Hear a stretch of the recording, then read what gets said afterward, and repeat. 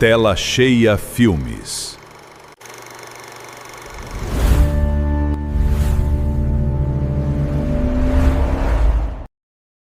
Existe um limiar invisível entre o que compreendemos como realidade e o absoluto vazio. Uma costura frouxa no tecido do cotidiano que a maioria de nós ignora simplesmente porque a mente humana não foi projetada para suportar a revelação do que existe por trás das paredes do mundo tangível. Em 1990, a humanidade ainda vivia na era da fita magnética, do chiado das televisões de tubo e da ilusão de que o espaço físico era algo sólido, imutável e seguro. Mas para Clarke, um homem comum cuja existência parecia tão desgastada quanto os tecidos dos sofás que vendia, essa ilusão estava prestes a se desfazer com a violência silenciosa de um colapso geométrico. Bem-vindos a uma jornada de desolação e mistério psicológico. Hoje, mergulharemos nos confins de um pesadelo arquitetônico que desafia a física e a sanidade. Esta é a análise profunda e detalhada de Backrooms, um não lugar. A nossa história começa no outono de 1990, em uma cidade cinzenta e industrial do meio-oeste americano. Clarke é o proprietário e único vendedor da Eldorado Móveis Usados.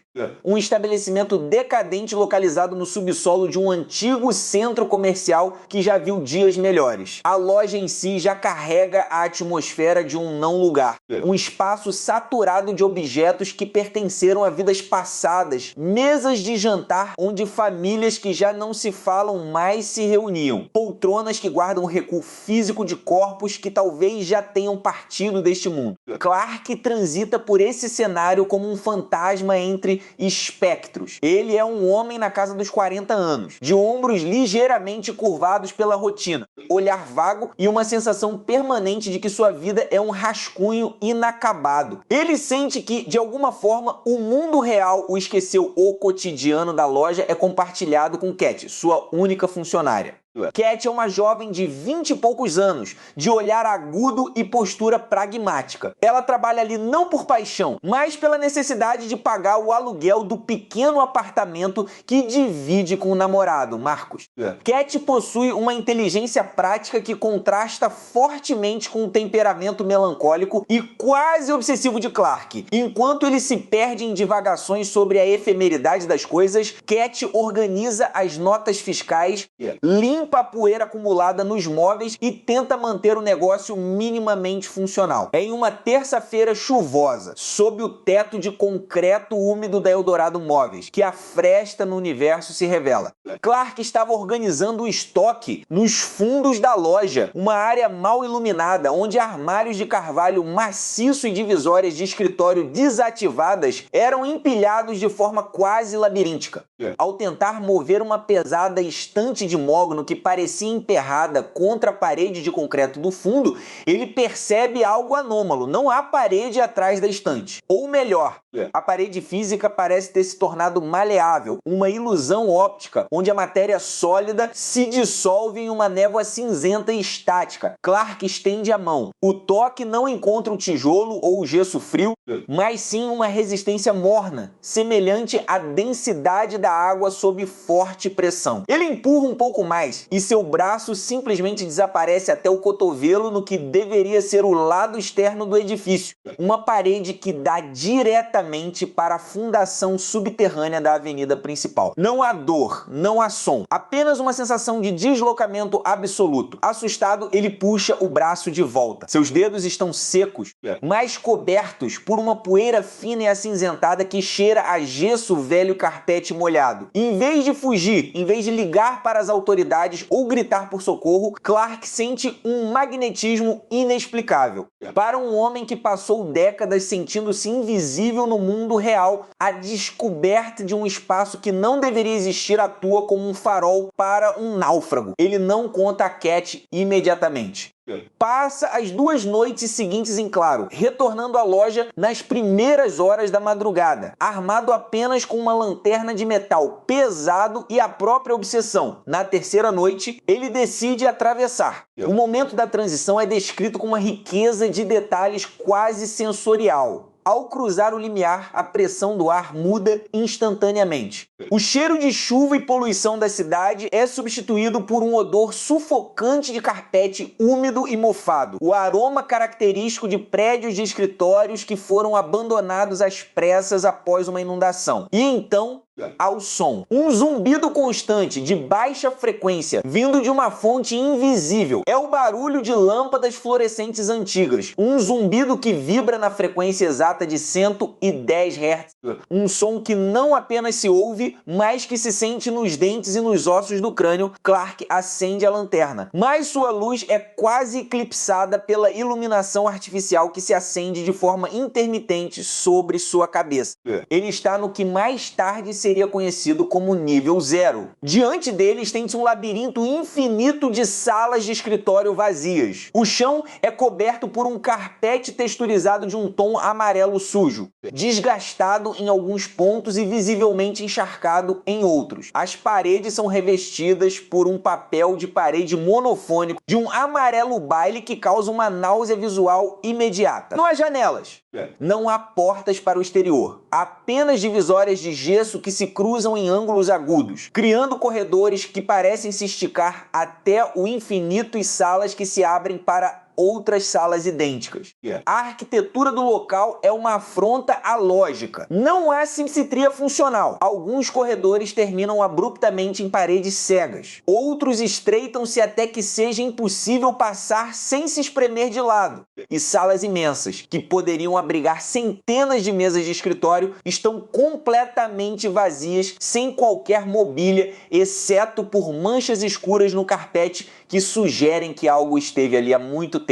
No dia seguinte, Clark finalmente revela o segredo a Cat. Ele está diferente. Seus olhos, antes opacos, agora brilham com uma febre quase religiosa. Ele a conduz até os fundos da loja e, diante de seus olhos incrédulos, atravessa a parede de gesso como se ela fosse feita de fumaça, retornando segundos depois com um pedaço de papel de parede amarelado nas mãos. Cat fica horrorizada, mas a curiosidade humana é uma força devastadora. Ela se recusa a entrar sozinha, o que a leva a envolver Marcus na situação. Marcus é um jovem cético, fascinado por tecnologia e eletrônicos, que vê na história de Clark uma piada de extremo mau gosto ou, no máximo, a descoberta de um porão clandestino esquecido pela prefeitura. Ele traz consigo sua câmera de vídeo Panasonic PV530, um modelo robusto de fita VHS que ele costuma usar para gravar pequenos projetos pessoais. Marcus quer registrar a farsa de Clark. Ele não sabe que está prestes a documentar a descida de todos eles ao esquecimento. No final daquela tarde, quando a loja fecha as portas, os três se reúnem nos fundos. Marcus ajusta o foco da câmera. O visor exibe a data em pixels verdes no canto inferior esquerdo, 14 de outubro de 1990. Ele filma a parede aparentemente sólida. Clark dá um passo à frente e, com uma naturalidade assustadora, desliza para dentro do gesso. O visor da câmera de Marcus registra uma leve distorção estática no exato momento da travessia, uma interferência eletromagnética que faz a imagem tremer. Cat prende a respiração. Marcus, com o ceticismo vacilando pela primeira vez, aproxima-se com a câmera apoiada no ombro direito. Ele estende a mão livre e toca a parede. A matéria cede. Com um aceno de cabeça trêmulo, os dois cruzam o portal. A entrada de Cat e Marcus nas backrooms é um choque de realidade. A fita VHS grava tudo. A transição abrupta do silêncio da loja de móveis para o zumbido ensurdecedor das lâmpadas fluorescentes.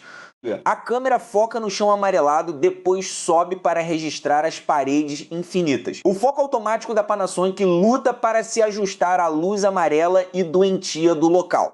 Marcus murmura que a temperatura ali dentro é diferente. É abafada, sem qualquer corrente de ar, mas ao mesmo tempo transmite um frio estático que penetra na pele. Cat caminha alguns passos seus tênis de lona fazendo um som úmido ao pressionarem o carpete molhado. Ela se vira para trás para olhar o portal pelo qual entraram. Não há portal, onde antes estava a passagem para os fundos da Eldorado Móveis.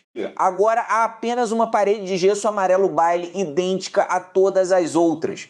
O pânico de Cat é instantâneo. Ela corre até a parede, esmurrando o gesso, gritando pelo nome da loja, mas o som de seus punhos contra a divisória é abafado, como se a parede fosse feita de espuma densa. Clark, no entanto, permanece calmo. Ele explica, com uma voz assustadoramente serena, que o ponto de entrada é flutuante, mas que ele conseguiu encontrar o caminho de volta nas vezes anteriores simplesmente caminhando em padrões geométricos específicos.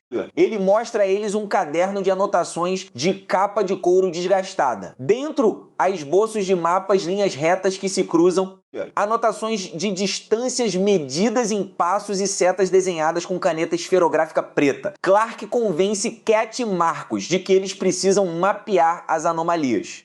Ele argumenta que este lugar é a maior descoberta da história humana, uma dimensão de bolso, um espaço liminar intocado pelo tempo e pelo homem. Ele aponta para o teto, sugerindo que a energia que alimenta as lâmpadas deve vir de alguma fonte que desafia as leis conhecidas da termodinâmica. Marcos, impulsionado pelo medo misturado com a adrenalina da descoberta jornalística e científica, concorda em continuar gravando enquanto Clark lidera o caminho. Eles começam a caminhar. A narrativa descreve detalhadamente a progressão do trio pelas salas intermináveis. Cada sala parece uma variação sutil da anterior. Em uma delas, o teto é ligeiramente mais baixo, forçando-os a caminhar curvados.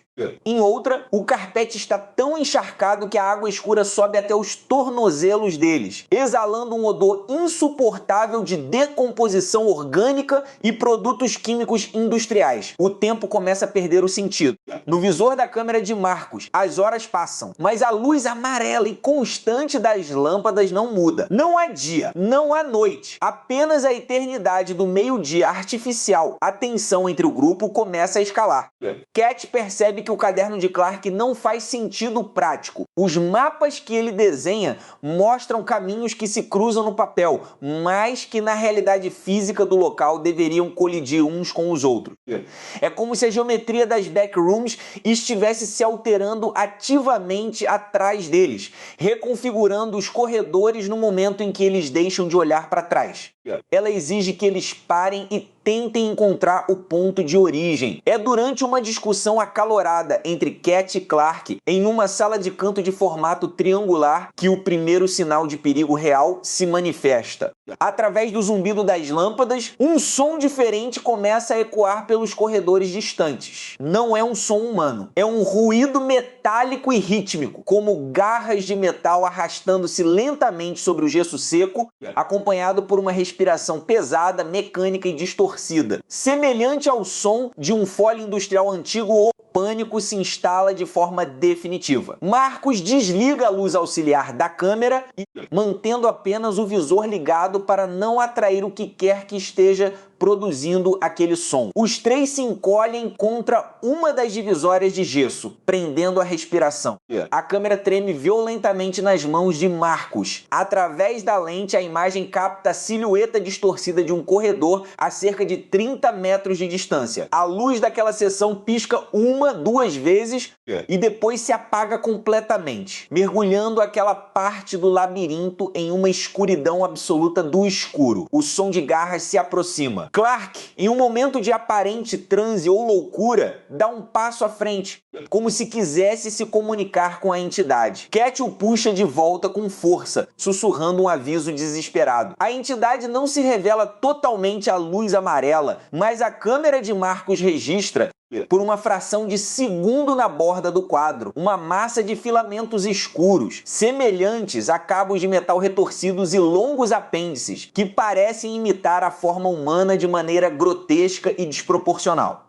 O trio corre. A fuga pelas backrooms é descrita como uma descida caótica ao pânico sensorial. Eles correm sem direção, virando à esquerda e à direita, atravessando salas idênticas, enquanto o som das garras e o eco da respiração mecânica parecem vir de todas as direções ao mesmo tempo, reverberando pelas paredes de gesso. O carpete molhado dificulta a corrida e Cat escorrega em um ponto, caindo de joelhos na água suja. Mas Marcus a levanta rapidamente, sem nunca soltar a câmera que continua a gravar o teto amarelo passando em alta velocidade no visor. Eles finalmente encontram uma sala menor com uma abertura estreita na parede que leva a uma espécie de duto de ventilação desativado na altura do chão. Eles se espremem para dentro do espaço apertado e escuro, permanecendo em silêncio absoluto por horas que parecem dias. O som da entidade diminui gradualmente, até ser novamente substituído apenas pelo zumbido onipresente das lâmpadas, quando finalmente saem do duto.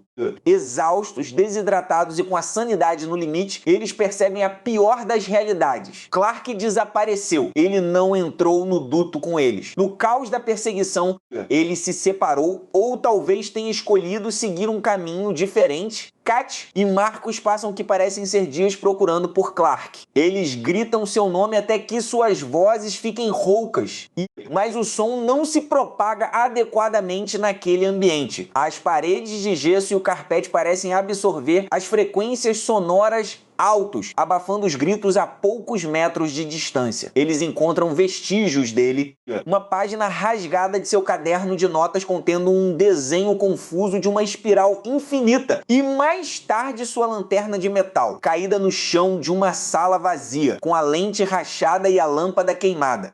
Sem Clark e sem o caderno de mapas completo, a busca se transforma em uma luta desesperada pela sobrevivência. Eventualmente, após passarem pelo que Marcus estima serem 3 dias sem água ou comida, eles encontram, por puro acaso ou por uma trégua cruel da geometria do local, uma falha na parede de um corredor sem saída. Uma seção onde o papel de parede amarelo dá lugar a uma escuridão fria que cheira a cimento e poeira de carvão. Eles se jogam através dela, eles caem de volta na realidade, no chão sujo do estoque da Eldorado Móveis Usados. É madrugada de sexta-feira. Fisicamente, eles estiveram ausentes por quase 3 dias, embora para eles o tempo tenha parecido muito maior. Eles estão imundos, desidratados e em estado de choque profundo, mas Clark não voltou com eles.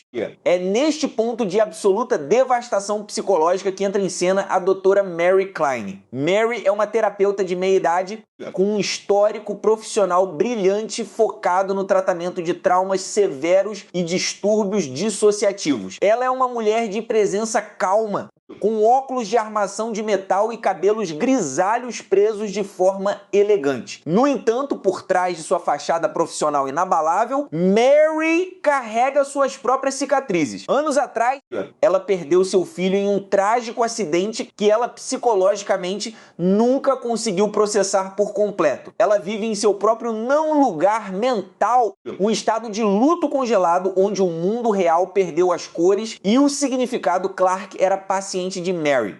Ele vinha frequentando sessões de terapia semanal em seu consultório particular há cerca de 6 meses antes de seu desaparecimento. Mary ouve as fitas cassete das sessões anteriores, tentando encontrar alguma pista sobre o paradeiro de seu paciente. As gravações revelam a mente de Clark se desfazendo de forma gradual e poética. Na fita da sessão datada de 2 semanas antes do desaparecimento, a voz de Clark soa distante, quase sussurrada. Ele descreve a Mary a sensação de estar deslizando para fora de sua própria vida. Ele diz a ela: "Dra! Klein, a senhora já teve a sensação de que o consultório onde estamos agora é apenas um cenário, de que se eu empurrar o gesso atrás da sua estante de livros com força suficiente, vou encontrar um corredor amarelo que nunca termina, um lugar onde ninguém pode me ignorar, porque não há ninguém para me ver. Na época, Mary interpretou essas falas como uma manifestação extrema de agorafobia e despersonalização, uma metáfora para o vazio existencial que Clark sentia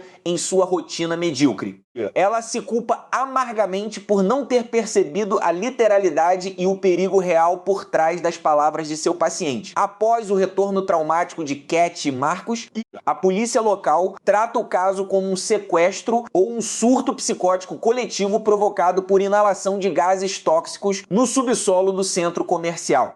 Cat e Marcus são internados em uma ala psiquiátrica sob observação direta. Mary, devido ao seu histórico com Clark, é chamada para avaliá-los. No hospital, Mary se depara com duas mentes completamente fragmentadas. Marcus recusa-se a soltar a câmera Panasonic, mesmo que a bateria já tenha morrido há muito tempo e a fita tenha sido confiscada pelas autoridades. Ele fica sentado no canto da cela, imitando o zumbido das lâmpadas fluorescentes com a boca, um som contínuo e perturbador que irrita os enfermeiros. Cat, por outro lado, está lúcida, mas consumida por um terror gélido. Quando Mary se senta diante dela na sala de visitas, Cat não chora. Ela apenas segura as mãos de Mary com uma força descomunal e diz, com os olhos fixos nos dela, ele ainda está lá dentro, doutora Klein. Mas ele não está sozinho. O que quer que more naquele lugar está usando os pensamentos dele para construir mais salas. Clark está se tornando o labirinto. E se nós não formos buscá-lo, o labirinto vai continuar crescendo até engolir a loja, a rua. E tudo que nós conhecemos, Mary inicialmente tenta aplicar seus métodos clínicos padrão. Mas as evidências começam a se acumular de forma inexplicável. Ela obtém acesso à fita VHS gravada por Marcus através de um contato na polícia. Ao reproduzir a fita em seu próprio aparelho de videocassete em casa, tarde da noite, Mary não encontra apenas estática ou imagens de um porão abandonado. Ela vê o amarelo. Ela ouve o zumbido de 110 Hz saindo dos alto-falantes de sua televisão de tubo. Ela assiste, horrorizada, a figura de Clark caminhando por salas que desafiam qualquer lógica arquitetônica e vê, na última imagem congelada, antes do sinal se perder em estática pura, o reflexo de algo na lente da câmera que não deveria ter forma física. Mary percebe que a única maneira de salvar a si mesma de sua própria culpa e de resgatar o homem que ela falhou em ajudar é confrontar o impossível. Ela decide ir até a Eldorado Móveis Usados, agora interditada pela polícia, mas ainda acessível através de uma entrada lateral de serviço que ela conhecia pelas descrições detalhadas que Clark fizera em suas sessões.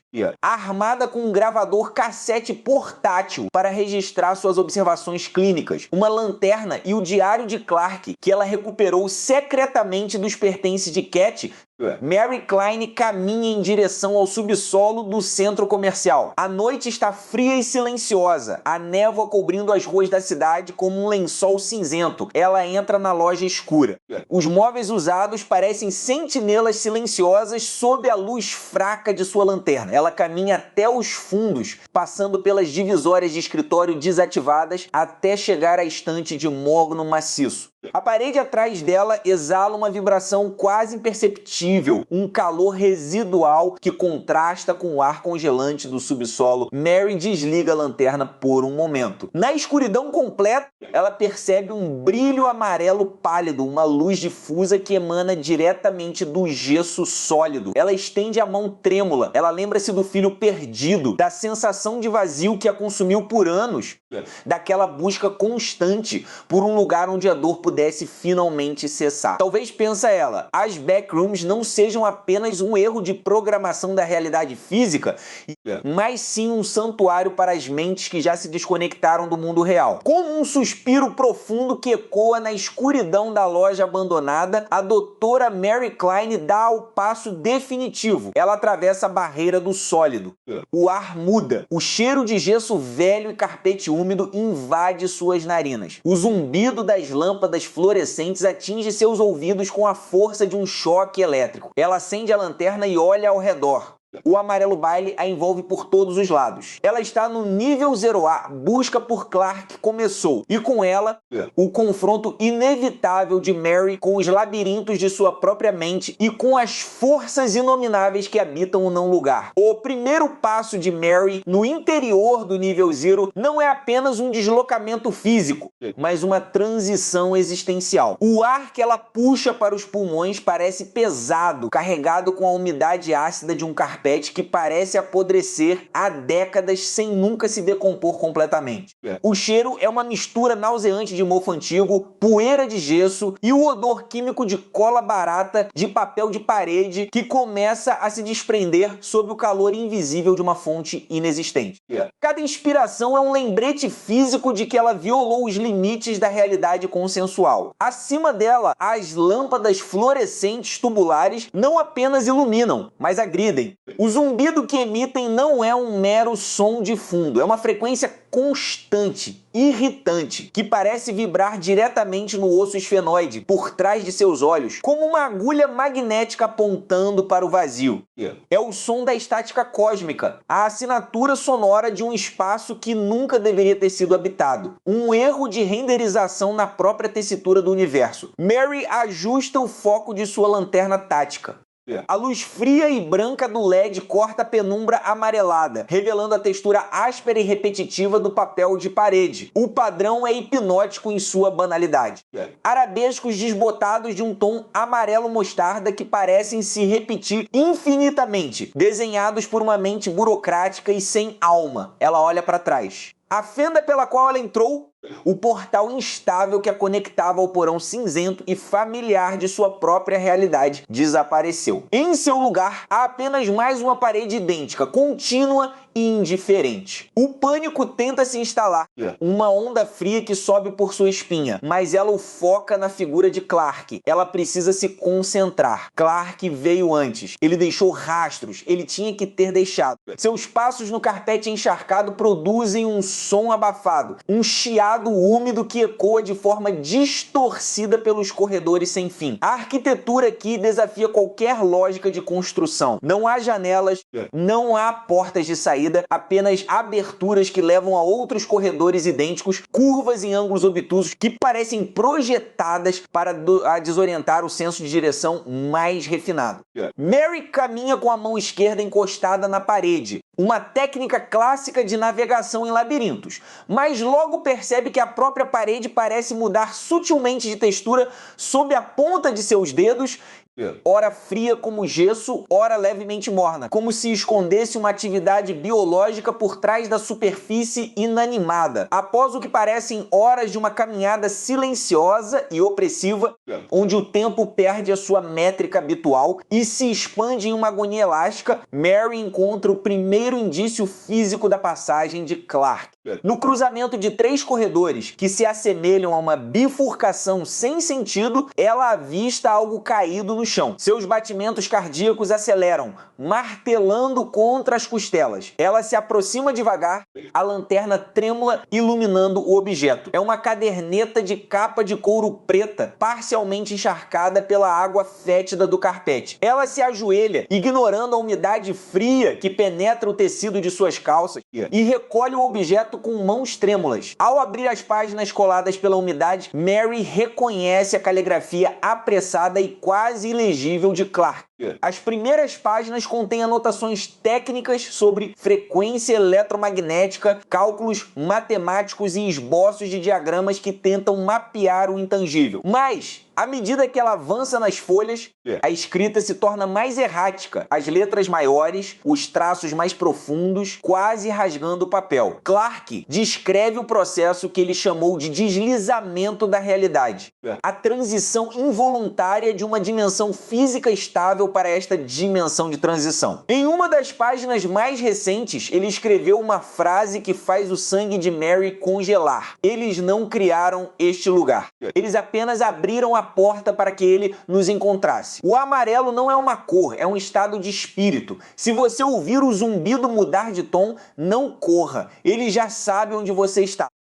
A leitura é interrompida por um som que não pertence ao zumbido monótono das lâmpadas. É um estalido seco, como o de um galho de árvore se rompendo sob o peso de algo pesado, seguido por um arrastar lento e pesado. O som vem do corredor à sua direita, um corredor que parece se estender até uma escuridão onde a luz de sua lanterna não consegue penetrar completamente. Mary apaga a lanterna instantaneamente.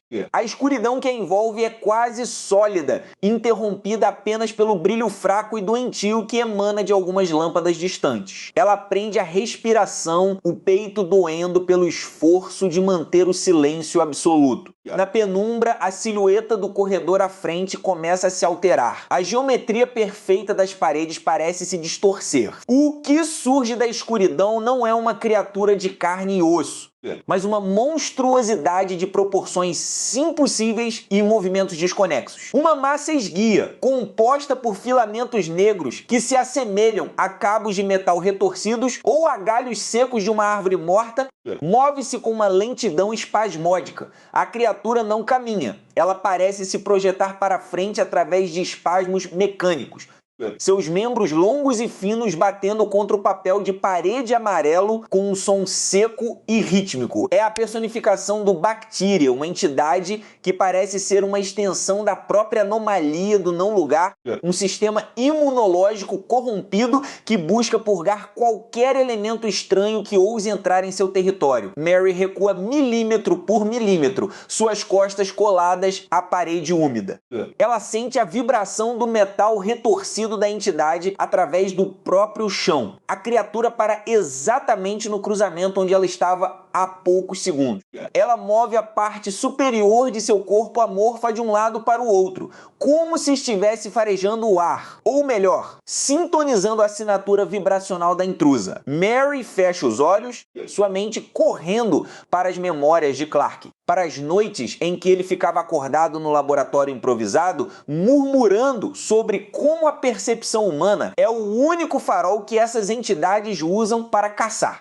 Se você não acreditar que está ali, talvez elas também não acreditem. Ela tenta esvaziar sua mente, focar em um ponto de calma absoluta em meio ao caos, controlando os batimentos cardíacos que parecem ecoar como tambores de guerra no silêncio do labirinto. A criatura emite um som agudo, um guincho que mistura estática de rádio analógico com o choro distorcido de uma criança, uma cacofonia que faz os dentes de Mary vibrarem de dor. Ela se move, mas não em sua direção. Seus espasmos a levam pelo corredor oposto, sua silhueta negra, desaparecendo lentamente na névoa amarela, até que apenas o som de seus passos mecânicos e o zumbido padrão das luzes permaneçam. Mary exala o ar que prendia, sentindo o suor frio escorrer por sua têmpora. Ela sabe que não pode permanecer ali. O nível 0 é um filtro que consome a sanidade de quem nele entra, e transformando a mente em um deserto tão árido quanto os corredores que a cercam. Ela precisa avançar e encontrar um ponto de transição, uma zona de colisão onde a física se rompe ainda mais, permitindo a passagem para os níveis inferiores, onde ela acredita que Clark possa estar tentando encontrar uma saída. Ela volta a caminhar, mas agora a paisagem começa a manifestar uma nova forma de hostilidade: a manipulação psicológica. Ao dobrar um corredor particularmente longo, a luz de sua lanterna revela algo incongruente com o vazio do nível 0. No chão, no centro do corredor, há uma cadeira de balanço de madeira escura, idêntica à que pertencia à sua avó, um objeto de sua infância que evoca memórias de segurança e perda. Mary para, a mente vacilando diante da impossibilidade de tal visão. À medida que se aproxima, ela percebe que a cadeira está perfeitamente limpa, seca, livre da umidade que consome tudo ao redor. Ao lado da cadeira, desenhada na parede com o que parece ser giz escolar branco, está a silhueta de uma menina de costas, com tranças no cabelo, exatamente como Mary usava quando criança. Este é o verdadeiro perigo do não lugar. Ele não é apenas um espaço físico aberrante.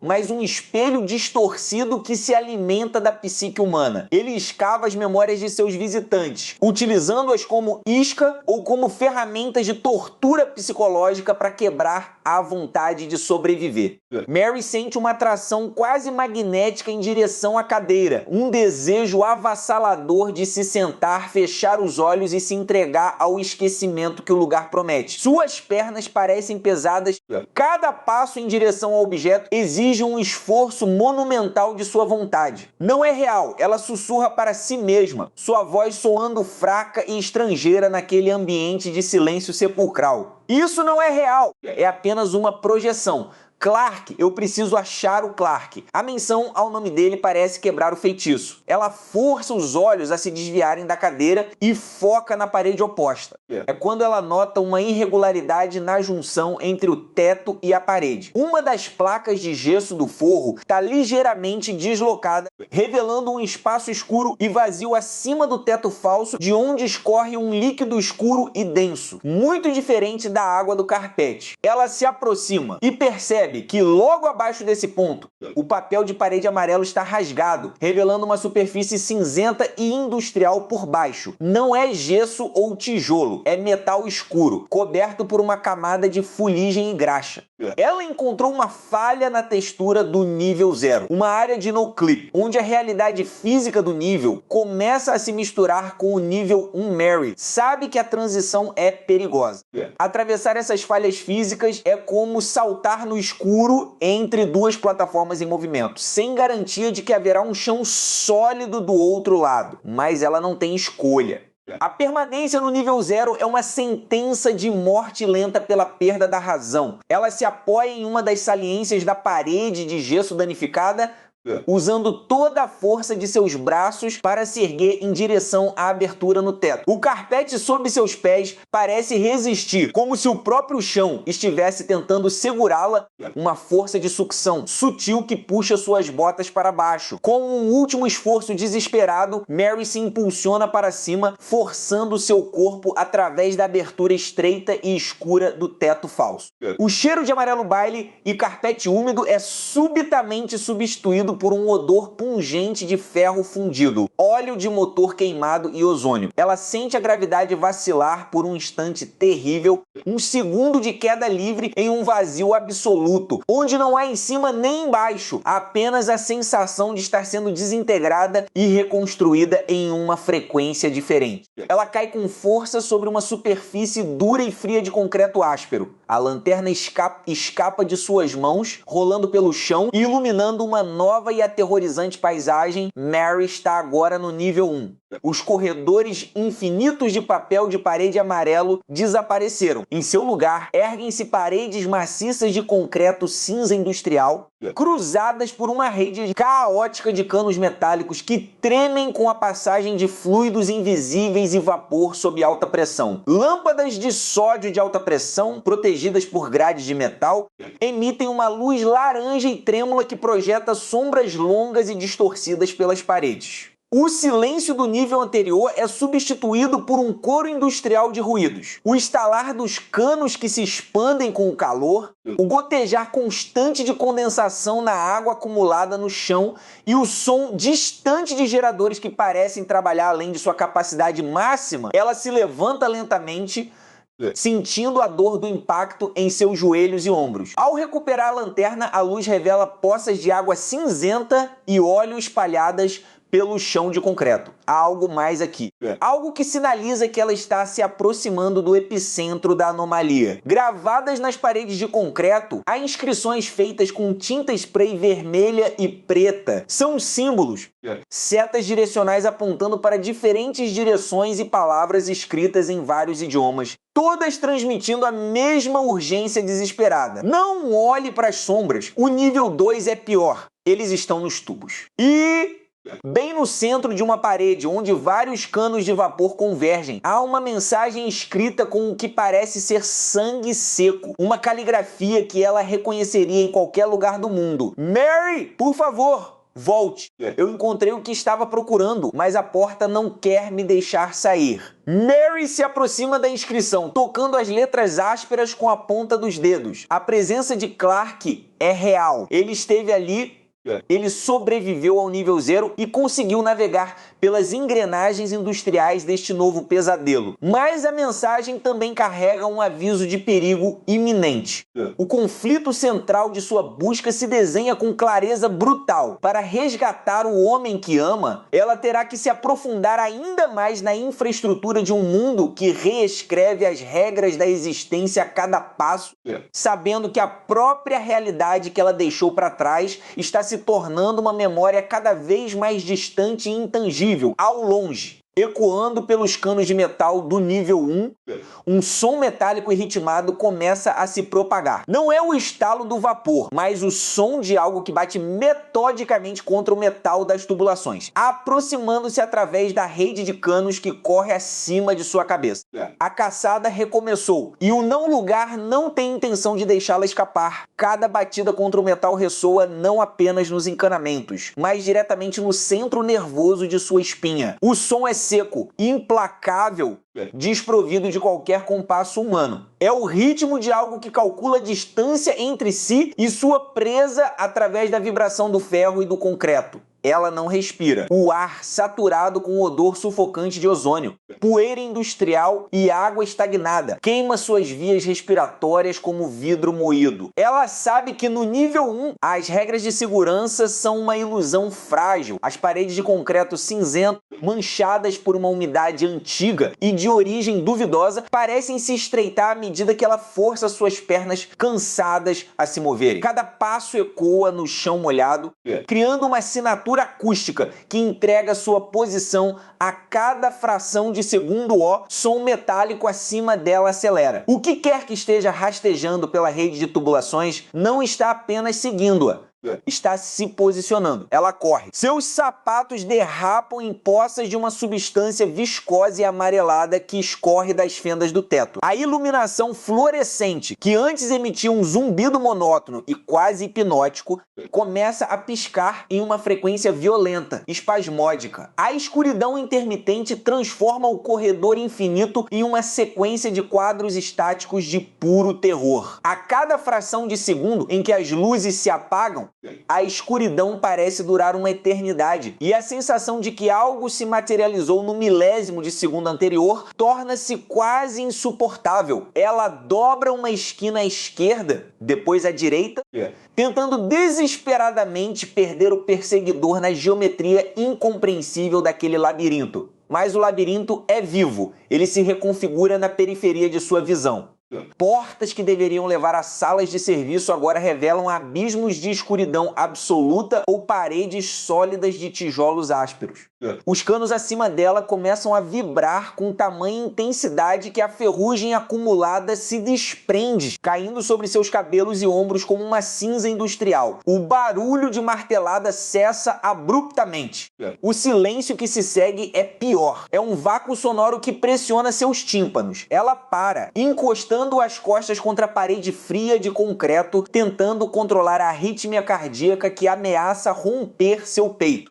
Seus olhos se arregalam na penumbra, buscando qualquer movimento. Acima dela, a cerca de 10 metros de distância, uma junta de dilatação da tubulação principal começa a ceder. O Metal Range distorcendo-se como se estivesse sendo mastigado por dentes invisíveis. Uma fenda se abre, que emerge da escuridão do cano, não possui uma forma biológica definida. É uma abominação de fios pretos e retorcidos, semelhantes a tendões de aço carbono, que se aglutinam em torno de uma carcaça que lembra vagamente um torso humano mutilado. Não há rosto, mas sim uma fenda vertical na massa de cabos elétricos e fibra ótica que brilha com uma luz amarelada e doentia, mimetizando a própria cor das lâmpadas do teto.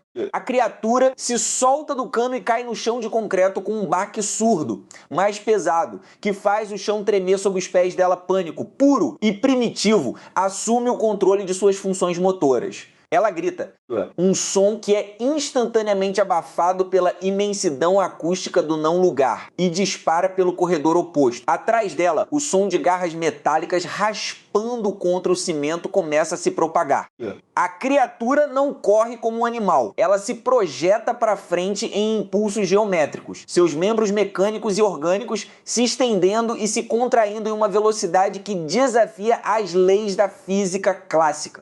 O ar se torna mais quente, mais denso. A umidade no corredor aumenta a ponto de condensar em grandes gotas que escorrem pelas paredes como o suor de uma criatura agonizante. Ela percebe que a arquitetura ao seu redor está mudando. O concreto cinza do nível 1 começa a dar lugar a painéis de gesso cartonado úmidos e rasgados, revelando a fiação interna e o isolamento térmico em decomposição. O tapete úmido e fedorento do nível 0 reaparece sob seus pés, mas desta vez está encharcado de um líquido escuro que cheira a óleo de motor e sangue coagulado. Ela está retrocedendo? Ou o não lugar está colapsando suas próprias dimensões para encurralá-la? A exaustão física começa a cobrar seu preço. Seus músculos queimam com o acúmulo de ácido lático. Sua visão periférica começa a escurecer, limitada pelo efeito túnel do terror extremo. Ela vê uma abertura à frente, uma porta de metal pesado, parcialmente entreaberta, que exala uma luz avermelhada e pulsante. Sem hesitar, ela se joga contra a folha de metal,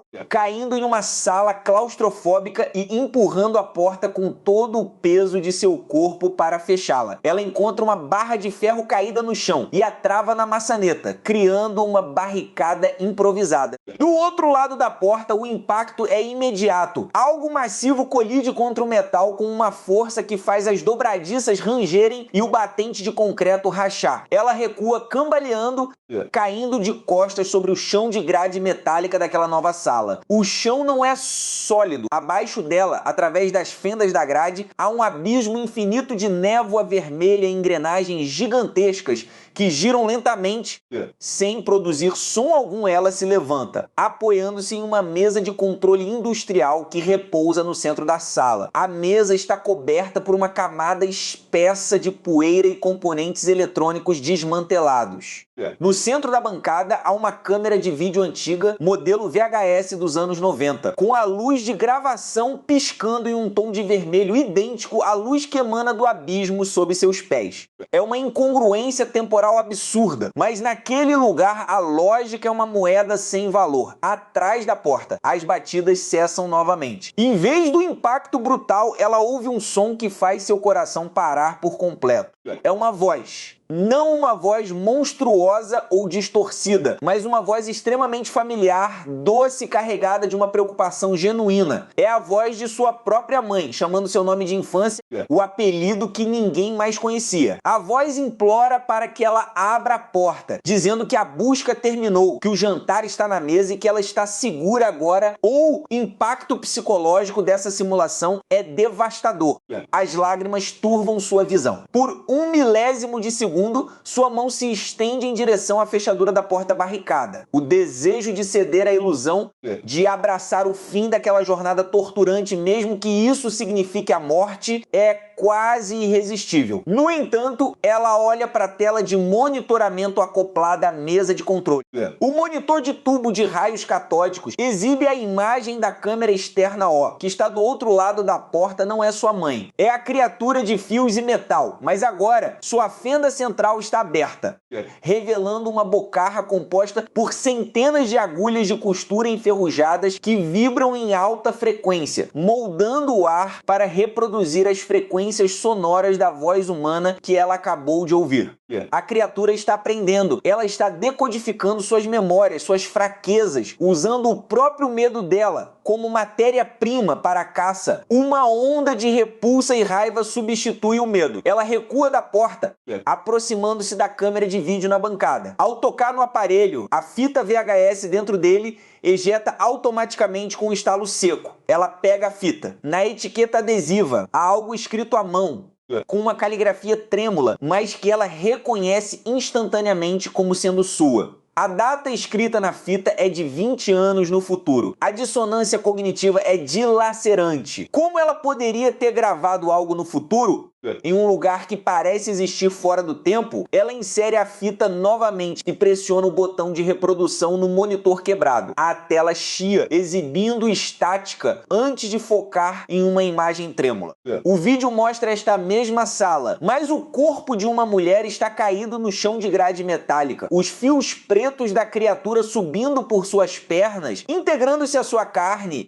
fundindo biologia e máquina em um ciclo eterno de agonia. A câmera dá um zoom lento no rosto do cadáver. É ela mesma, mais uma versão mais velha, com os olhos sem vida fixos na lente, ostentando um semblante de absoluta resignação. Ela percebe, com um horror que transcende a própria morte, que este não é seu primeiro ciclo. As backrooms não são apenas um espaço físico anômalo, elas são um purgatório recursivo. Ela está presa em um loop temporal e ontológico, onde cada tentativa de fuga apenas a conduz de volta ao ponto de partida, alimentando a própria existência daquele não lugar com sua energia vital e suas memórias fragmentadas. A porta atrás dela começa a ceder sob uma nova pressão, mas desta vez não é a criatura que está forçando. As próprias paredes da sala de controle começam a se curvar para dentro, como se o espaço tridimensional estivesse sendo esmagado por uma força gravitacional invisível. As grades do chão começam a se soltar,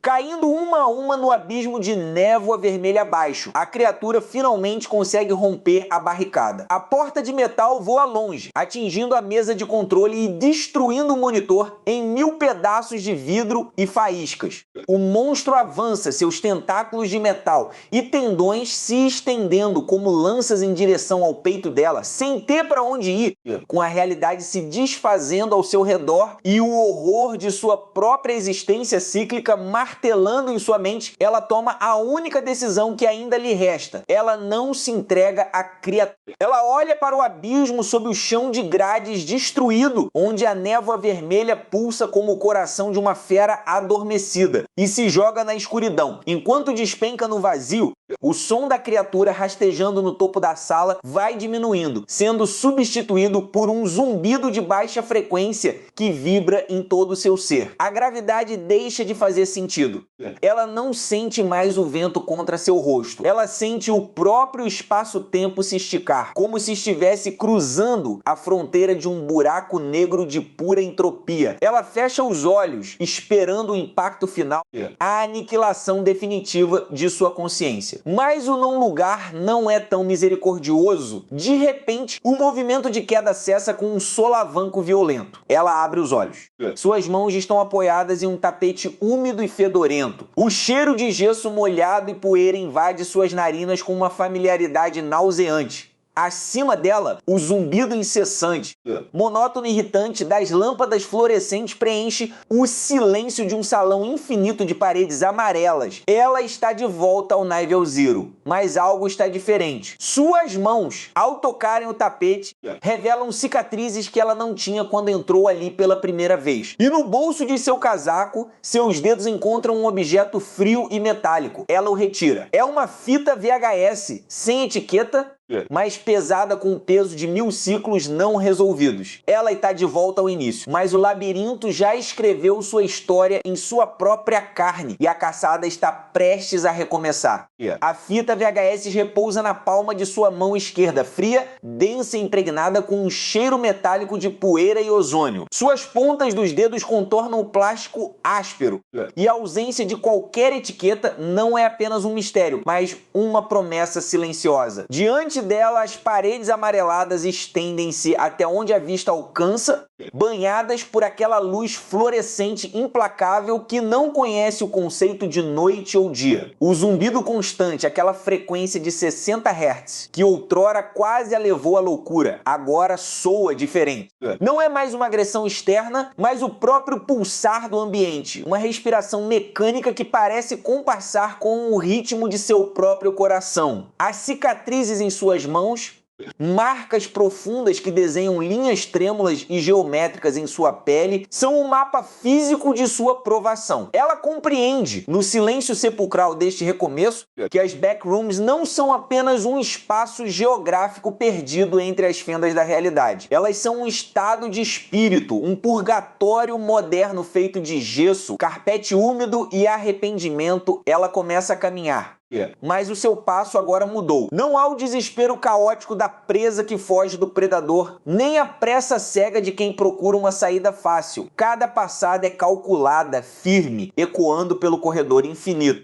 Ela percebeu a grande regra deste não lugar. O labirinto se alimenta do pânico. Ele se expande e se reconfigura com base na desorientação de quem o habita. Ao caminhar com determinação, ela nota que as paredes começam a se comportar de maneira diferente. Elas não se movem mais para enclausurá-la. Em vez disso, o amarelo desgastado das paredes começa a dar lugar a tons mais escuros, transicionando lentamente para o cinza industrial das áreas de manutenção. Ela está descendo voluntariamente para as camadas mais profundas do sistema, onde as engrenagens daquela realidade artificial operam sem o disfarce da decoração de escritório. A tensão atinge um ponto de ebulição quando o corredor se estreita e o teto parece desabar sobre seus ombros.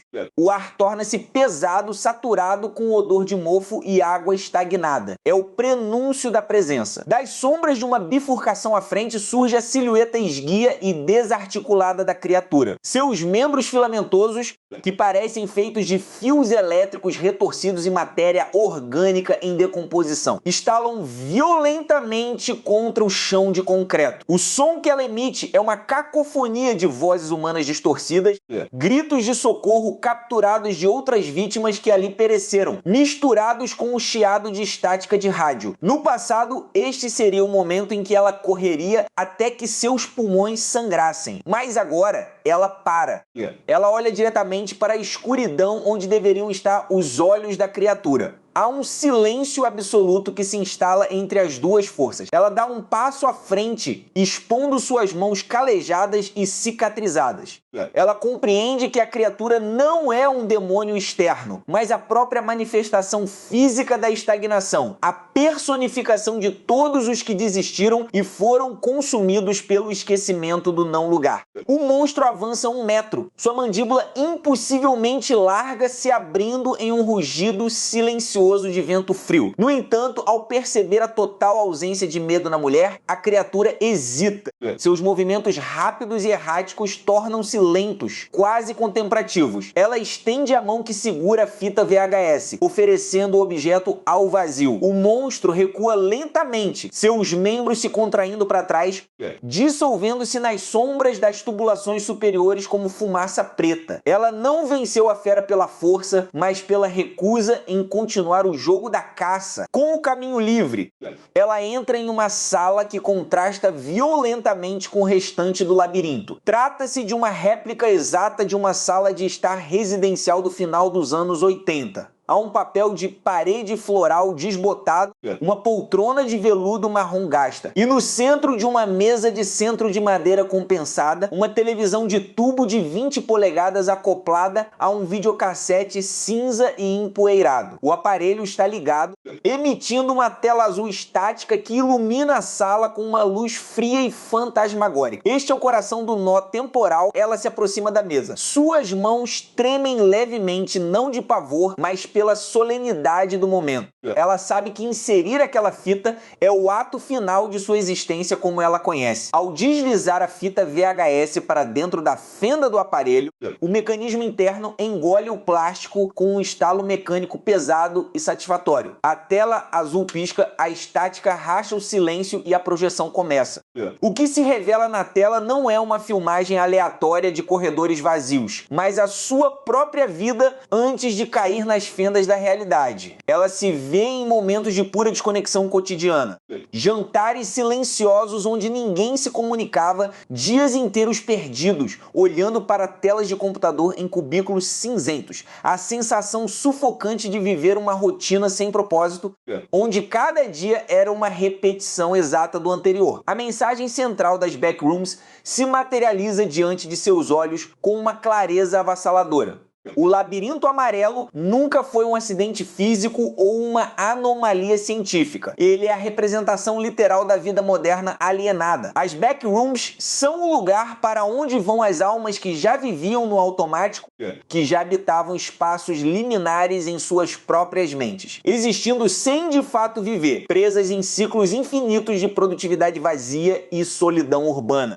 Aqueles que caem nas Backrooms já haviam caído de suas próprias vidas muito antes. As cicatrizes em suas mãos começam a brilhar com uma luz branca e suave. Elas não representam dor, mas o preço da consciência.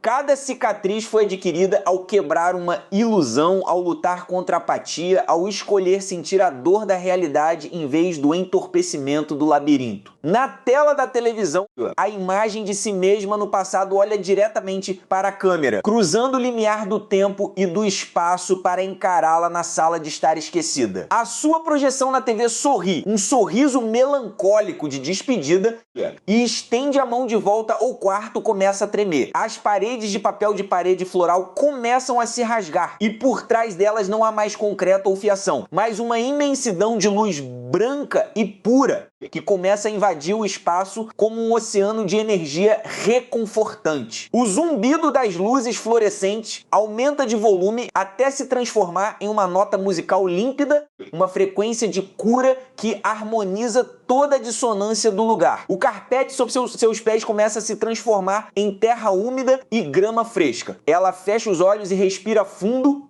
permitindo que a luz a envolva completamente. O vazio que a definia é preenchido pelo reconhecimento de sua própria jornada. Ela não está mais perdida. O labirinto não tem mais poder sobre ela, porque ela finalmente entendeu que a única saída para o não lugar é voltar a ser alguém por inteiro. Quando ela abre os olhos novamente, o zumbido cessou. O cheiro de mofo desapareceu, substituído pelo aroma fresco de terra molhada após a chuva e pelo calor suave de um sol de fim de tarde que toca seu rosto. Ela está deitada na grama de um parque de sua cidade natal. Ao longe ouve-se o som distante do tráfego real, de vozes humanas reais, de cães latindo e de crianças brincando. Ela se levanta devagar. Suas mãos ainda carregam as cicatrizes profundas daquele outro mundo, marcas permanentes de que tudo o que viveu foi real. Mas agora, ao olhar para o horizonte, onde a cidade se estende com todas as suas imperfeições, dores e belezas, ela sabe que está de volta. O ciclo foi quebrado. O labirinto amarelo ficou para trás, transformado apenas em uma memória distante de uma alma que precisou se perder no vazio absoluto para aprender o verdadeiro valor de estar presente. Ela caminha em direção à sua vida, finalmente livre, deixando que o sol poente cure as últimas marcas de sua longa e majestosa jornada pelo não lugar. Existe um limiar invisível entre o que compreendemos como realidade e o absoluto vazio. Uma costura frouxa no tecido do cotidiano que a maioria de nós ignora simplesmente porque a mente humana não foi projetada para suportar a revelação do que existe por trás das paredes do mundo tangível. Em 1990, a humanidade ainda vivia na era da fita magnética, do chiado das televisões de tubo e da ilusão de que o espaço físico era algo sólido, imutável e seguro. Mas para Clark, um homem comum cuja existência parecia tão desgastada quanto os tecidos dos sofás que vendia, essa ilusão estava prestes a se desfazer com a violência silenciosa de um colapso geométrico. Bem-vindos a uma jornada de desolação e mistério psicológico. Hoje, mergulharemos nos confins de um pesadelo arquitetônico que desafia a física e a sanidade. Esta é a análise profunda e detalhada de Backrooms, um não lugar. A nossa história começa no outono de 1990, em uma cidade cinzenta e industrial do meio-oeste americano. Clark é o proprietário e único vendedor da Eldorado Móveis Usados. um estabelecimento decadente localizado no subsolo de um antigo centro comercial que já viu dias melhores. A loja em si já carrega a atmosfera de um não lugar, um espaço saturado de objetos que pertenceram a vidas passadas, mesas de jantar onde famílias que já não se falam mais se reuniam, poltronas que guardam o recuo físico de corpos que talvez já tenham partido deste mundo. Clark transita por esse cenário como um fantasma entre espectros. Ele é um homem na casa dos 40 anos, de ombros ligeiramente curvados pela rotina, olhar vago e uma sensação permanente de que sua vida é um rascunho inacabado. Ele sente que, de alguma forma, o mundo real o esqueceu. O cotidiano da loja é compartilhado com Cat, sua única funcionária. Cat é uma jovem de 20 e poucos anos, de olhar agudo e postura pragmática. Ela trabalha ali não por paixão, mas pela necessidade de pagar o aluguel do pequeno apartamento que divide com o namorado, Marcos. Cat possui uma inteligência prática que contrasta fortemente com o temperamento melancólico e quase obsessivo de Clark. Enquanto ele se perde em divagações sobre a efemeridade das coisas, Cat organiza as notas fiscais, limpa a poeira acumulada nos móveis e tenta manter o negócio minimamente funcional. É em uma terça-feira chuvosa, sob o teto de concreto úmido da Eldorado Móveis, que a fresta no universo se revela. Clark estava organizando o estoque nos fundos da loja, uma área mal iluminada, onde armários de carvalho maciço e divisórias de escritório desativadas eram empilhados de forma quase labiríntica. Ao tentar mover uma pesada estante de mogno que parecia emperrada contra a parede de concreto do fundo, ele percebe algo anômalo. Não há parede atrás da estante. Ou melhor, a parede física parece ter se tornado maleável, uma ilusão óptica, onde a matéria sólida se dissolve em uma névoa cinzenta e estática. Clark estende a mão. O toque não encontra o tijolo ou o gesso frio, mas sim uma resistência morna, semelhante à densidade da água sob forte pressão. Ele empurra um pouco mais e seu braço simplesmente desaparece até o cotovelo no que deveria ser o lado externo do edifício, uma parede que dá diretamente para a fundação subterrânea da avenida principal. Não há dor, não há som, apenas uma sensação de deslocamento absoluto. Assustado, ele puxa o braço de volta. Seus dedos estão secos, mas cobertos por uma poeira fina e acinzentada que cheira a gesso velho e carpete molhado. Em vez de fugir, em vez de ligar para as autoridades ou gritar por socorro, Clark sente um magnetismo inexplicável. Para um homem que passou décadas sentindo-se invisível no mundo real, a descoberta de um espaço que não deveria existir atua como um farol para um náufrago. Ele não conta a Cat imediatamente. Passa as 2 noites seguintes em claro, retornando à loja nas primeiras horas da madrugada, armado apenas com uma lanterna de metal pesado e a própria obsessão. Na terceira noite, ele decide atravessar. O momento da transição é descrito com uma riqueza de detalhes quase sensorial. Ao cruzar o limiar, a pressão do ar muda instantaneamente. O cheiro de chuva e poluição da cidade é substituído por um odor sufocante de carpete úmido e mofado. O aroma característico de prédios de escritórios que foram abandonados às pressas após uma inundação. E então, ao som. Um zumbido constante, de baixa frequência, vindo de uma fonte invisível. É o barulho de lâmpadas fluorescentes antigas. Um zumbido que vibra na frequência exata de 110 Hz. Um som que não apenas se ouve, mas que se sente nos dentes e nos ossos do crânio. Clark acende a lanterna, mas sua luz é quase eclipsada pela iluminação artificial que se acende de forma intermitente sobre sua cabeça.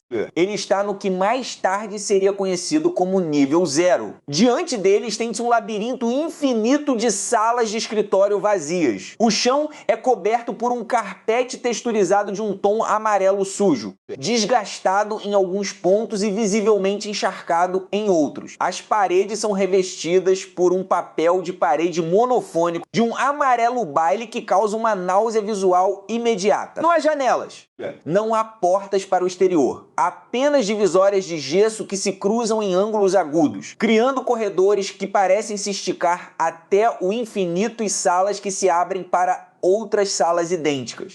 A arquitetura do local é uma afronta à lógica. Não há simetria funcional. Alguns corredores terminam abruptamente em paredes cegas. Outros estreitam-se até que seja impossível passar sem se espremer de lado. E salas imensas, que poderiam abrigar centenas de mesas de escritório, estão completamente vazias, sem qualquer mobília, exceto por manchas escuras no carpete que sugerem que algo esteve ali há muito tempo. No dia seguinte, Clark finalmente revela o segredo a Cat. Ele está diferente. Seus olhos, antes opacos, agora brilham com uma febre quase religiosa. Ele a conduz até os fundos da loja e, diante de seus olhos incrédulos, atravessa a parede de gesso como se ela fosse feita de fumaça, retornando segundos depois com um pedaço de papel de parede amarelado nas mãos. Cat fica horrorizada, mas a curiosidade humana é uma força devastadora. Ela se recusa a entrar sozinha, o que a leva a envolver Marcus na situação. Marcus é um jovem cético, fascinado por tecnologia e eletrônicos, que vê na história de Clark uma piada de extremo mau gosto ou, no máximo, a descoberta de um porão clandestino esquecido pela prefeitura. Ele traz consigo sua câmera de vídeo Panasonic PV530, um modelo robusto de fita VHS que ele costuma usar para gravar pequenos projetos pessoais. Marcus quer registrar a farsa de Clark. Ele não sabe que está prestes a documentar a descida de todos eles ao esquecimento. No final daquela tarde, quando a loja fecha as portas, os três se reúnem nos fundos. Marcus ajusta o foco da câmera. O visor exibe a data em pixels verdes no canto inferior esquerdo, 14 de outubro de 1990. Ele filma a parede aparentemente sólida. Clark dá um passo à frente e, com uma naturalidade assustadora, desliza para dentro do gesso.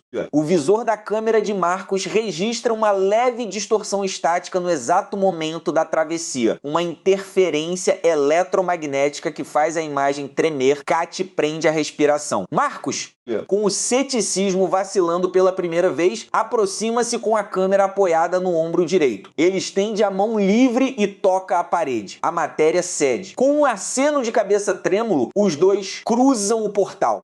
A entrada de Cat e Marcus nas backrooms é um choque de realidade. A fita VHS grava tudo. A transição abrupta do silêncio da loja de móveis para o zumbido ensurdecedor das lâmpadas fluorescentes. A câmera foca no chão amarelado, depois sobe para registrar as paredes infinitas. O foco automático da Panasonic luta para se ajustar à luz amarela e doentia do local. Marcus murmura que a temperatura ali dentro é diferente. É abafada, sem qualquer corrente de ar, mas ao mesmo tempo transmite um frio estático que penetra na pele. Cat caminha alguns passos, seus tênis de lona fazendo um som úmido ao pressionarem o carpete molhado. Ela se vira para trás para olhar o portal pelo qual entraram. Não há portal. Onde antes estava a passagem para os fundos da Eldorado Móveis. Agora há apenas uma parede de gesso amarelo baile idêntica a todas as outras. O pânico de Cat é instantâneo. Ela corre até a parede, esmurrando o gesso, gritando pelo nome da loja, mas o som de seus punhos contra a divisória é abafado, como se a parede fosse feita de espuma densa. Clark, no entanto, permanece calmo. Ele explica, com uma voz assustadoramente serena, que o ponto de entrada é flutuante, mas que ele conseguiu encontrar o caminho de volta nas vezes anteriores simplesmente caminhando em padrões geométricos específicos. Ele mostra a eles um caderno de anotações de capa de couro desgastada. Dentro, há esboços de mapas, linhas retas que se cruzam, anotações de distâncias medidas em passos e setas desenhadas com caneta esferográfica preta. Clark convence Cat e Marcus de que eles precisam mapear as anomalias. Ele argumenta que este lugar é a maior descoberta da história humana, uma dimensão de bolso, um espaço liminar intocado pelo tempo e pelo homem. Ele aponta para o teto, sugerindo que a energia que alimenta as lâmpadas deve vir de alguma fonte que desafia as leis conhecidas da termodinâmica. Marcus, impulsionado pelo medo misturado com a adrenalina da descoberta jornalística e científica, concorda em continuar gravando enquanto Clark lidera o caminho. Eles começam a caminhar. A narrativa descreve detalhadamente a progressão do trio pelas salas intermináveis. Cada sala parece uma variação sutil da anterior. Em uma delas, o teto é ligeiramente mais baixo, forçando-os a caminhar curvados.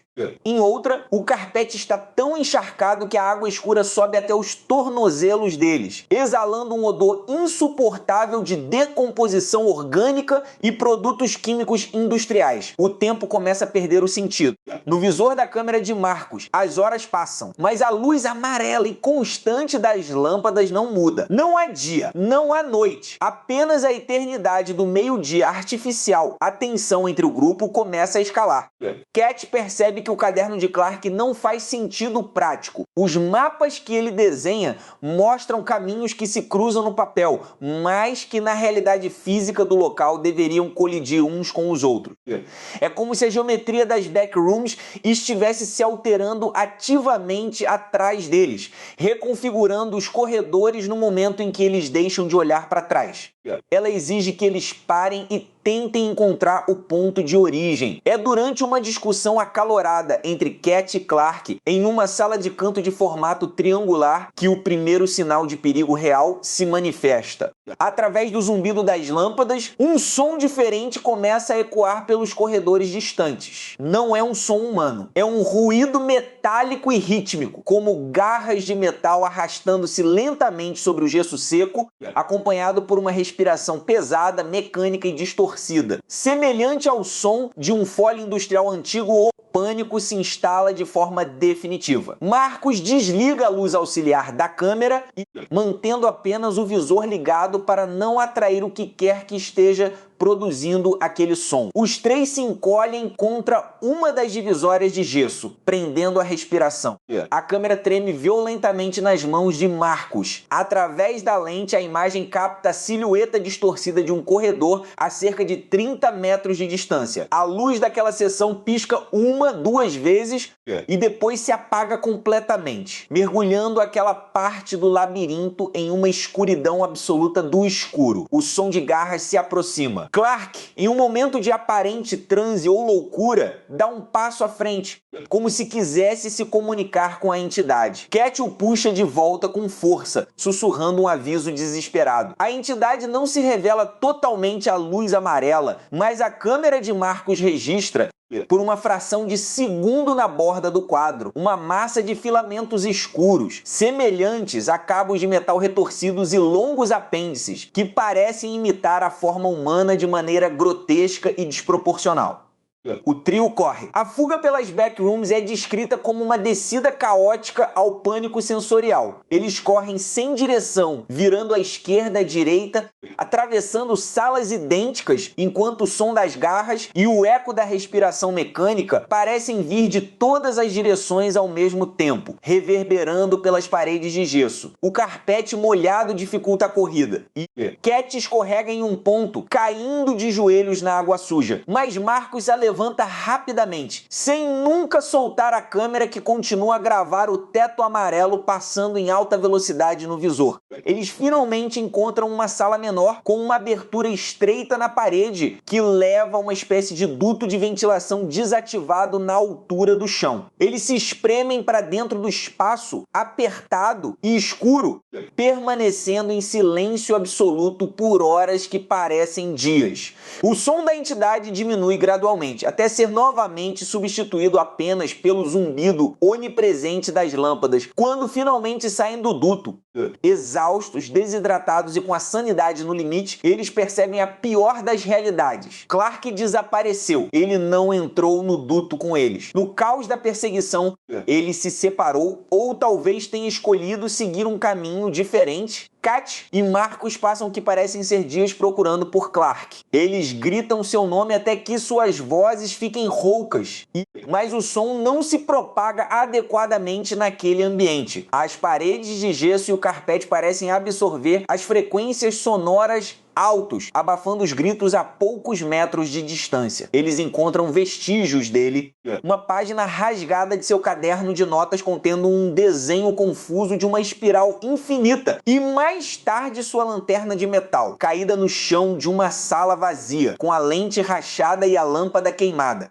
Sem Clark e sem o caderno de mapas completo, a busca se transforma em uma luta desesperada pela sobrevivência. Eventualmente, após passarem pelo que Marcos estima serem 3 dias sem água ou comida, eles encontram, por puro acaso ou por uma trégua cruel da geometria do local, uma falha na parede de um corredor sem saída. Uma seção onde o papel de parede amarelo dá lugar a uma escuridão fria que cheira cimento e poeira de carvão. Eles se jogam através dela, eles caem de volta na realidade, no chão sujo do estoque da Eldorado Móveis Usados. É madrugada de sexta-feira. Fisicamente, eles estiveram ausentes por quase 3 dias, embora para eles o tempo tenha parecido muito maior. Eles estão imundos, desidratados e em estado de choque profundo, mas Clark não voltou com eles. É neste ponto de absoluta devastação psicológica que entra em cena a doutora Mary Klein. Mary é uma terapeuta de meia-idade com um histórico profissional brilhante focado no tratamento de traumas severos e distúrbios dissociativos. Ela é uma mulher de presença calma, com óculos de armação de metal e cabelos grisalhos presos de forma elegante. No entanto, por trás de sua fachada profissional inabalável, Mary carrega suas próprias cicatrizes. Anos atrás, ela perdeu seu filho em um trágico acidente que ela psicologicamente nunca conseguiu processar por completo. Ela vive em seu próprio não lugar mental, um estado de luto congelado onde o mundo real perdeu as cores e o significado. Clark era paciente de Mary. Ele vinha frequentando sessões de terapia semanal em seu consultório particular há cerca de 6 meses antes de seu desaparecimento. Mary ouve as fitas cassete das sessões anteriores, tentando encontrar alguma pista sobre o paradeiro de seu paciente. As gravações revelam a mente de Clark se desfazendo de forma gradual e poética. Na fita da sessão datada de 2 semanas antes do desaparecimento, a voz de Clark soa distante, quase sussurrada. Ele descreve a Mary a sensação de estar deslizando para fora de sua própria vida. Ele diz a ela: Klein, a senhora já teve a sensação de que o consultório onde estamos agora é apenas um cenário, de que se eu empurrar o gesso atrás da sua estante de livros com força suficiente, vou encontrar um corredor amarelo que nunca termina, um lugar onde ninguém pode me ignorar, porque não há ninguém para me ver. Na época, Mary interpretou essas falas como uma manifestação extrema de agorafobia e despersonalização, uma metáfora para o vazio existencial que Clark sentia em sua rotina medíocre. Ela se culpa amargamente por não ter percebido a literalidade e o perigo real por trás das palavras de seu paciente. Após o retorno traumático de Cat e Marcos, a polícia local trata o caso como um sequestro ou um surto psicótico coletivo provocado por inalação de gases tóxicos no subsolo do centro comercial. Cat e Marcos são internados em uma ala psiquiátrica sob observação direta. Mary, devido ao seu histórico com Clark, é chamada para avaliá-los. No hospital, Mary se depara com 2 mentes completamente fragmentadas. Marcos recusa-se a soltar a câmera Panasonic, mesmo que a bateria já tenha morrido há muito tempo e a fita tenha sido confiscada pelas autoridades. Ele fica sentado no canto da cela, imitando o zumbido das lâmpadas fluorescentes com a boca, um som contínuo e perturbador que irrita os enfermeiros. Cat, por outro lado, está lúcida, mas consumida por um terror gélido. Quando Mary se senta diante dela na sala de visitas, Cat não chora. Ela apenas segura as mãos de Mary com uma força descomunal e diz, com os olhos fixos nos dela: ele ainda está lá dentro, doutora Klein.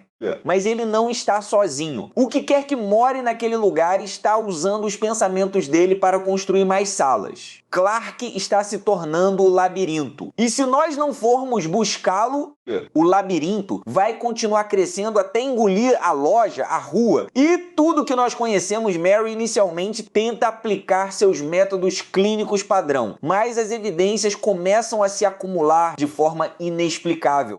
Ela obtém acesso à fita VHS gravada por Marcos através de um contato na polícia. Ao reproduzir a fita em seu próprio aparelho de videocassete em casa, tarde da noite, Mary não encontra apenas estática ou imagens de um porão abandonado. Ela vê o amarelo. Ela ouve o zumbido de 110 Hz saindo dos alto-falantes de sua televisão de tubo. Ela assiste, horrorizada, a figura de Clark caminhando por salas que desafiam qualquer lógica arquitetônica e vê, na última imagem congelada, antes do sinal se perder em estática pura, o reflexo de algo na lente da câmera que não deveria ter forma física.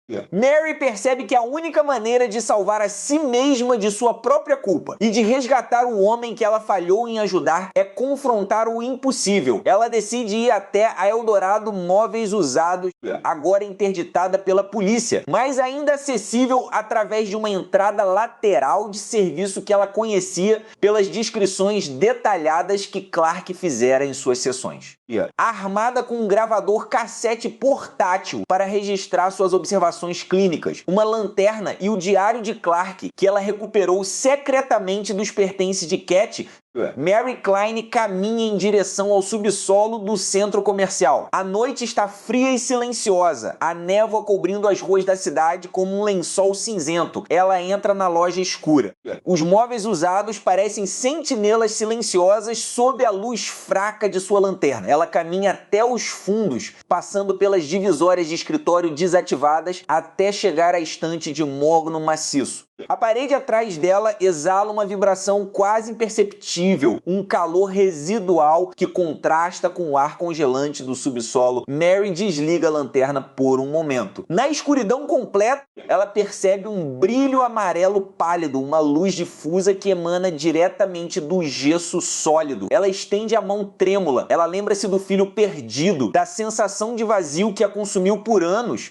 daquela busca constante por um lugar onde a dor pudesse finalmente cessar. Talvez, pensa ela, as backrooms não sejam apenas um erro de programação da realidade física, mas sim um santuário para as mentes que já se desconectaram do mundo real. Como um suspiro profundo que ecoa na escuridão da loja abandonada, a doutora Mary Klein dá o passo definitivo. Ela atravessa a barreira do sólido. O ar muda. O cheiro de gesso velho e carpete úmido invade suas narinas. O zumbido das lâmpadas fluorescentes atinge seus ouvidos com a força de um choque elétrico. Ela acende a lanterna e olha ao redor. O amarelo baile a envolve por todos os lados. Ela está no nível 0A, busca por Clark começou. E com ela, o confronto inevitável de Mary com os labirintos de sua própria mente e com as forças inomináveis que habitam o não lugar. O primeiro passo de Mary no interior do nível 0 não é apenas um deslocamento físico, mas uma transição existencial. O ar que ela puxa para os pulmões parece pesado, carregado com a umidade ácida de um carpete que parece apodrecer há décadas sem nunca se decompor completamente. O cheiro é uma mistura nauseante de mofo antigo, poeira de gesso e o odor químico de cola barata de papel de parede que começa a se desprender sob o calor invisível de uma fonte inexistente. Cada inspiração é um lembrete físico de que ela violou os limites da realidade consensual. Acima dela, as lâmpadas fluorescentes tubulares não apenas iluminam, mas agridem. O zumbido que emitem não é um mero som de fundo, é uma frequência constante, irritante, que parece vibrar diretamente no osso esfenoide, por trás de seus olhos, como uma agulha magnética apontando para o vazio. É o som da estática cósmica, a assinatura sonora de um espaço que nunca deveria ter sido habitado. Um erro de renderização na própria tessitura do universo. Mary ajusta o foco de sua lanterna tática. A luz fria e branca do LED corta a penumbra amarelada, revelando a textura áspera e repetitiva do papel de parede. O padrão é hipnótico em sua banalidade. Arabescos desbotados de um tom amarelo mostarda que parecem se repetir infinitamente, desenhados por uma mente burocrática e sem alma. Ela olha para trás. A fenda pela qual ela entrou O portal instável que a conectava ao porão cinzento e familiar de sua própria realidade desapareceu. Em seu lugar, há apenas mais uma parede idêntica, contínua e indiferente. O pânico tenta se instalar, uma onda fria que sobe por sua espinha, mas ela o foca na figura de Clark. Ela precisa se concentrar. Clark veio antes. Ele deixou rastros. Ele tinha que ter deixado. Seus passos no carpete encharcado produzem um som abafado, um chiado úmido que ecoa de forma distorcida pelos corredores sem fim. A arquitetura aqui desafia qualquer lógica de construção. Não há janelas, não há portas de saída, apenas aberturas que levam a outros corredores idênticos, curvas em ângulos obtusos que parecem projetadas para desorientar o senso de direção mais refinado.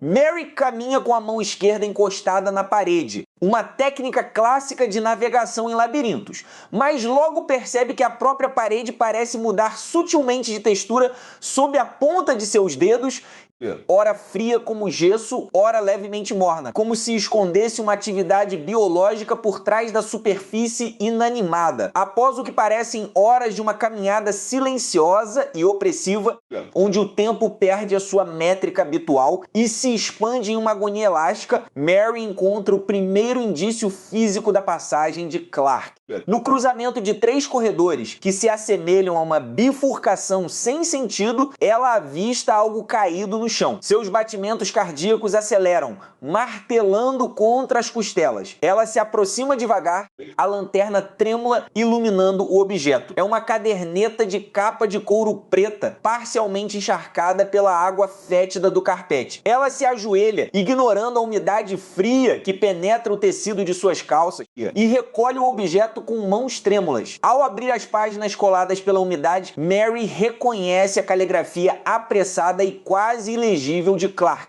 As primeiras páginas contêm anotações técnicas sobre frequência eletromagnética, cálculos matemáticos e esboços de diagramas que tentam mapear o intangível. Mas, à medida que ela avança nas folhas, a escrita se torna mais errática, as letras maiores, os traços mais profundos, quase rasgando o papel. Clark descreve o processo que ele chamou de deslizamento da realidade, a transição involuntária de uma dimensão física estável para esta dimensão de transição. Em uma das páginas mais recentes, ele escreveu uma frase que faz o sangue de Mary congelar. Eles não criaram este lugar. Eles apenas abriram a porta para que ele nos encontrasse. O amarelo não é uma cor, é um estado de espírito. Se você ouvir o zumbido mudar de tom, não corra. Ele já sabe onde você está.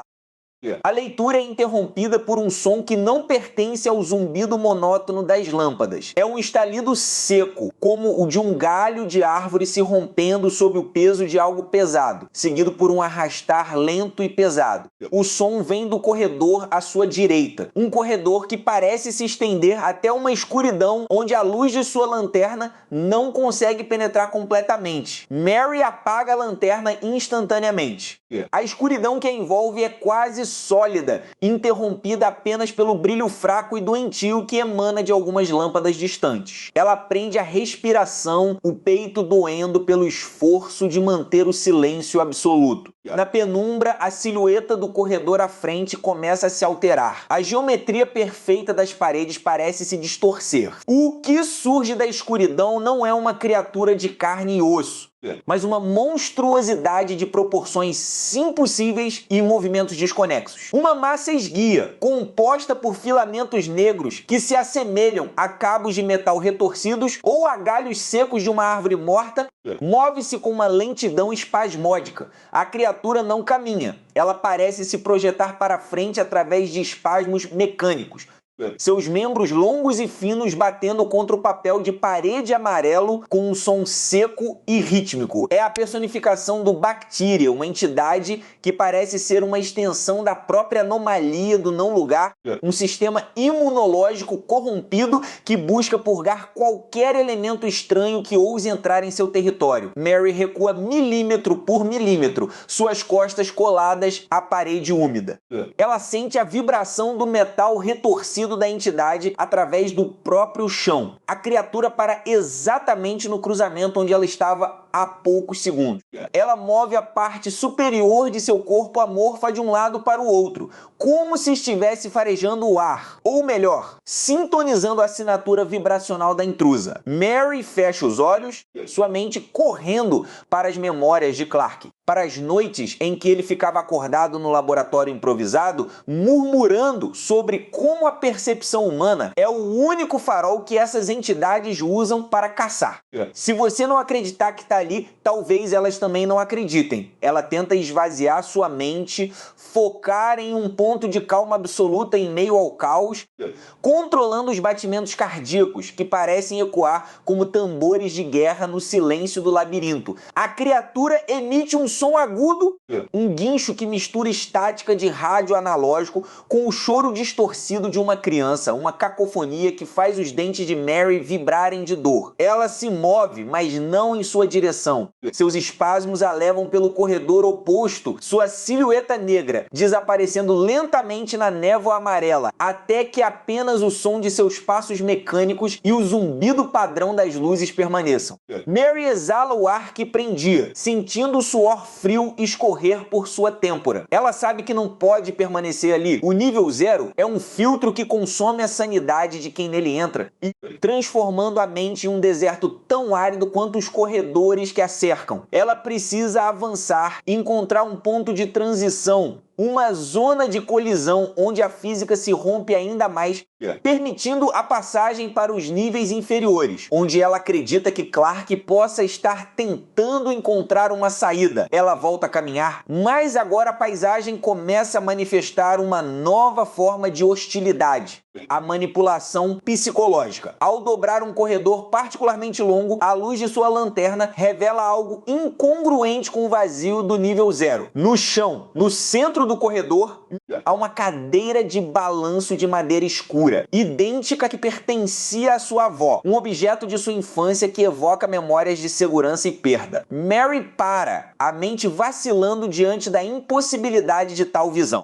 À medida que se aproxima, ela percebe que a cadeira está perfeitamente limpa, seca, livre da umidade que consome tudo ao redor. Ao lado da cadeira, desenhada na parede com o que parece ser giz escolar branco, está a silhueta de uma menina de costas, com tranças no cabelo, exatamente como Mary usava quando criança. Este é o verdadeiro perigo do não lugar. Ele não é apenas um espaço físico aberrante, mas um espelho distorcido que se alimenta da psique humana. Ele escava as memórias de seus visitantes, utilizando-as como isca ou como ferramentas de tortura psicológica para quebrar a vontade de sobreviver. Mary sente uma atração quase magnética em direção à cadeira, um desejo avassalador de se sentar, fechar os olhos e se entregar ao esquecimento que o lugar promete. Suas pernas parecem pesadas, cada passo em direção ao objeto exige um esforço monumental de sua vontade. Não é real, ela sussurra para si mesma, sua voz soando fraca e estrangeira naquele ambiente de silêncio sepulcral. Isso não é real, é apenas uma projeção. Clark, eu preciso achar o Clark. A menção ao nome dele parece quebrar o feitiço. Ela força os olhos a se desviarem da cadeira e foca na parede oposta. É quando ela nota uma irregularidade na junção entre o teto e a parede. Uma das placas de gesso do forro está ligeiramente deslocada, revelando um espaço escuro e vazio acima do teto falso, de onde escorre um líquido escuro e denso, muito diferente da água do carpete. Ela se aproxima e percebe que logo abaixo desse ponto, o papel de parede amarelo está rasgado, revelando uma superfície cinzenta e industrial por baixo. Não é gesso ou tijolo, é metal escuro, coberto por uma camada de fuligem e graxa. Ela encontrou uma falha na textura do nível 0, uma área de no-clip, onde a realidade física do nível começa a se misturar com o nível 1 Mary. Sabe que a transição é perigosa. Atravessar essas falhas físicas é como saltar no escuro entre duas plataformas em movimento, sem garantia de que haverá um chão sólido do outro lado. Mas ela não tem escolha. A permanência no nível 0 é uma sentença de morte lenta pela perda da razão. Ela se apoia em uma das saliências da parede de gesso danificada, usando toda a força de seus braços para se erguer em direção à abertura no teto. O carpete sob seus pés parece resistir, como se o próprio chão estivesse tentando segurá-la, uma força de sucção sutil que puxa suas botas para baixo. Com um último esforço desesperado, Mary se impulsiona para cima, forçando seu corpo através da abertura estreita e escura do teto falso. O cheiro de amarelo baile e carpete úmido é subitamente substituído por um odor pungente de ferro fundido, óleo de motor queimado e ozônio. Ela sente a gravidade vacilar por um instante terrível, um segundo de queda livre em um vazio absoluto, onde não há em cima nem embaixo, apenas a sensação de estar sendo desintegrada e reconstruída em uma frequência diferente. Ela cai com força sobre uma superfície dura e fria de concreto áspero. A lanterna escapa de suas mãos, rolando pelo chão e iluminando uma nova e aterrorizante paisagem. Mary está agora no nível 1. Os corredores infinitos de papel de parede amarelo desapareceram. Em seu lugar, erguem-se paredes maciças de concreto cinza industrial, cruzadas por uma rede caótica de canos metálicos que tremem com a passagem de fluidos invisíveis e vapor sob alta pressão. Lâmpadas de sódio de alta pressão, protegidas por grades de metal, emitem uma luz laranja e trêmula que projeta sombras longas e distorcidas pelas paredes. O silêncio do nível anterior é substituído por um coro industrial de ruídos. O estalar dos canos que se expandem com o calor, o gotejar constante de condensação na água acumulada no chão e o som distante de geradores que parecem trabalhar além de sua capacidade máxima. Ela se levanta lentamente, sentindo a dor do impacto em seus joelhos e ombros. Ao recuperar a lanterna, a luz revela poças de água cinzenta e óleo espalhadas pelo chão de concreto. Há algo mais aqui. Algo que sinaliza que ela está se aproximando do epicentro da anomalia. Gravadas nas paredes de concreto, há inscrições feitas com tinta spray vermelha e preta. São símbolos, setas direcionais apontando para diferentes direções e palavras escritas em vários idiomas, todas transmitindo a mesma urgência desesperada. Não olhe para as sombras. O nível 2 é pior. Eles estão nos tubos. Bem no centro de uma parede, onde vários canos de vapor convergem, há uma mensagem escrita com o que parece ser sangue seco, uma caligrafia que ela reconheceria em qualquer lugar do mundo. Mary, por favor, volte. Eu encontrei o que estava procurando, mas a porta não quer me deixar sair. Mary se aproxima da inscrição, tocando as letras ásperas com a ponta dos dedos. A presença de Clark é real. Ele esteve ali. Ele sobreviveu ao nível 0 e conseguiu navegar pelas engrenagens industriais deste novo pesadelo. Mas a mensagem também carrega um aviso de perigo iminente. O conflito central de sua busca se desenha com clareza brutal. Para resgatar o homem que ama, ela terá que se aprofundar ainda mais na infraestrutura de um mundo que reescreve as regras da existência a cada passo, sabendo que a própria realidade que ela deixou para trás está se tornando uma memória cada vez mais distante e intangível, ao longe. Ecoando pelos canos de metal do nível 1, um som metálico e ritmado começa a se propagar. Não é o estalo do vapor, mas o som de algo que bate metodicamente contra o metal das tubulações, aproximando-se através da rede de canos que corre acima de sua cabeça.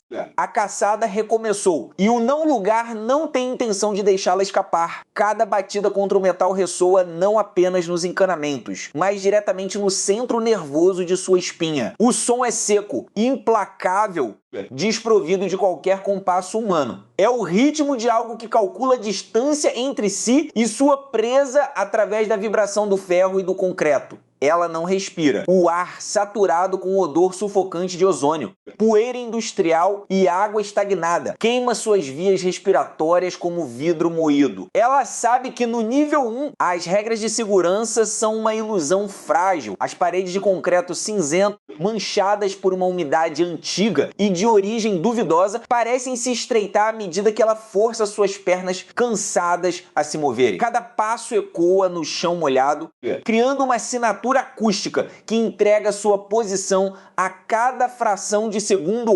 Som metálico acima dela acelera. O que quer que esteja rastejando pela rede de tubulações não está apenas seguindo-a, está se posicionando. Ela corre. Seus sapatos derrapam em poças de uma substância viscosa e amarelada que escorre das fendas do teto. A iluminação fluorescente, que antes emitia um zumbido monótono e quase hipnótico, começa a piscar em uma frequência violenta, espasmódica. A escuridão intermitente transforma o corredor infinito em uma sequência de quadros estáticos de puro terror. A cada fração de segundo em que as luzes se apagam, a escuridão parece durar uma eternidade, e a sensação de que algo se materializou no milésimo de segundo anterior torna-se quase insuportável. Ela dobra uma esquina à esquerda, depois à direita, tentando desesperadamente perder o perseguidor na geometria incompreensível daquele labirinto. Mas o labirinto é vivo, ele se reconfigura na periferia de sua visão.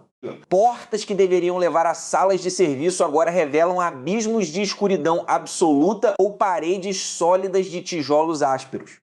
Os canos acima dela começam a vibrar com tamanha intensidade que a ferrugem acumulada se desprende, caindo sobre seus cabelos e ombros como uma cinza industrial. O barulho de martelada cessa abruptamente.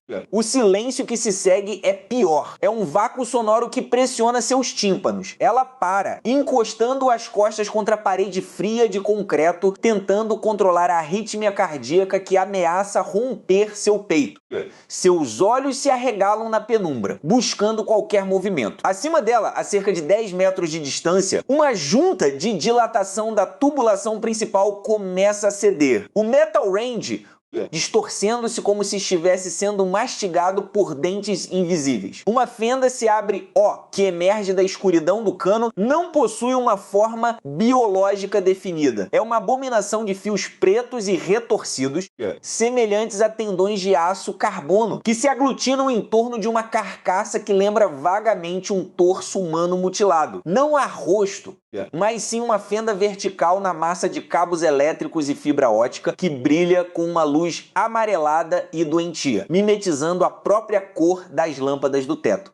A criatura se solta do cano e cai no chão de concreto com um baque surdo, mais pesado, que faz o chão tremer sob os pés dela. Pânico puro e primitivo assume o controle de suas funções motoras. Ela grita, um som que é instantaneamente abafado pela imensidão acústica do não-lugar e dispara pelo corredor oposto. Atrás dela, o som de garras metálicas raspando contra o cimento começa a se propagar. A criatura não corre como um animal, ela se projeta para frente em impulsos geométricos, seus membros mecânicos e orgânicos se estendendo e se contraindo em uma velocidade que desafia as leis da física clássica. O ar se torna mais quente, mais denso. A umidade no corredor aumenta a ponto de condensar em grandes gotas que escorrem pelas paredes como o suor de uma criatura agonizante. Ela percebe que a arquitetura ao seu redor está mudando. O concreto cinza do nível 1 começa a dar lugar a painéis de gesso cartonado úmidos e rasgados, revelando a fiação interna e o isolamento térmico em decomposição.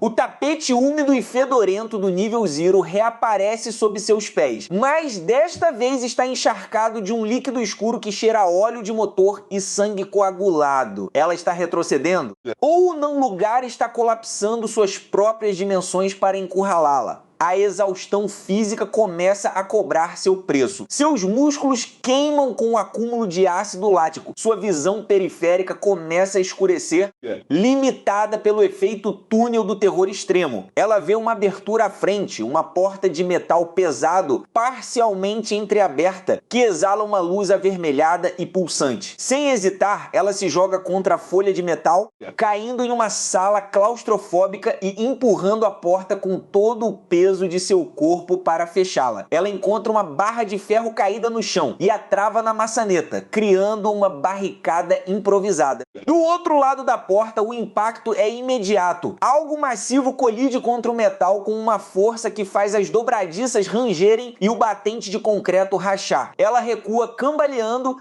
caindo de costas sobre o chão de grade metálica daquela nova sala. O chão não é sólido. Abaixo dela, através das fendas da grade, há um abismo infinito de névoa vermelha e engrenagens gigantescas que giram lentamente.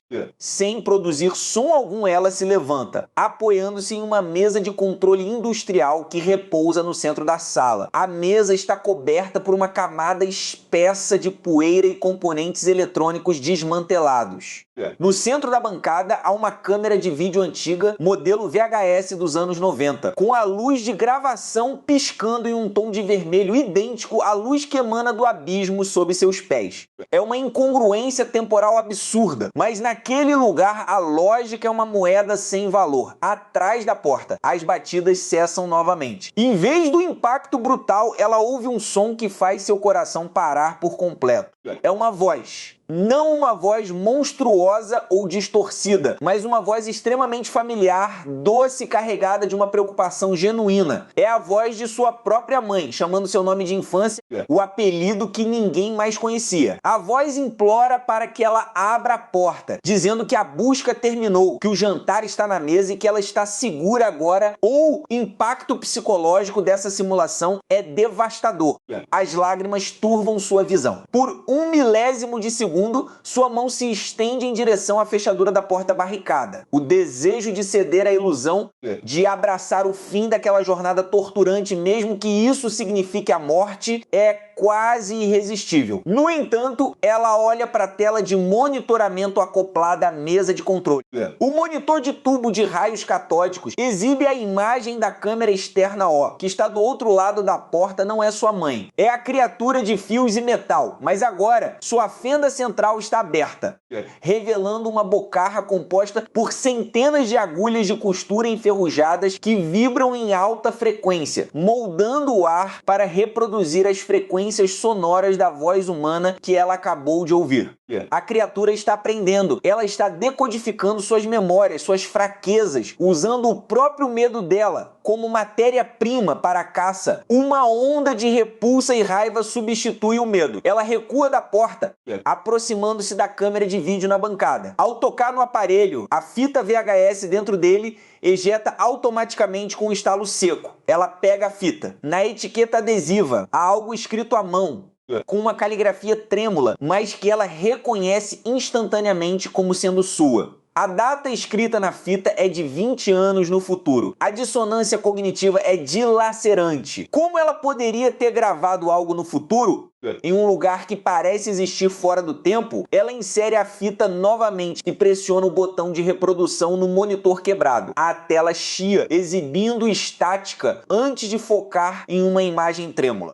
O vídeo mostra esta mesma sala, mas o corpo de uma mulher está caído no chão de grade metálica. Os fios pretos da criatura subindo por suas pernas, integrando-se à sua carne, fundindo biologia e máquina em um ciclo eterno de agonia. A câmera dá um zoom lento no rosto do cadáver. É ela mesma, mais uma versão mais velha, com os olhos sem vida fixos na lente, ostentando um semblante de absoluta resignação. Ela percebe, com um horror que transcende a própria morte, que este não é seu primeiro ciclo. As backrooms não são apenas um espaço físico anômalo, elas são um purgatório recursivo. Ela está presa em um loop temporal e ontológico, onde cada tentativa de fuga apenas a conduz de volta ao ponto de partida, alimentando a própria existência daquele não lugar com sua energia vital e suas memórias fragmentadas. A porta atrás dela começa a ceder sob uma nova pressão, mas desta vez não é a criatura que está forçando.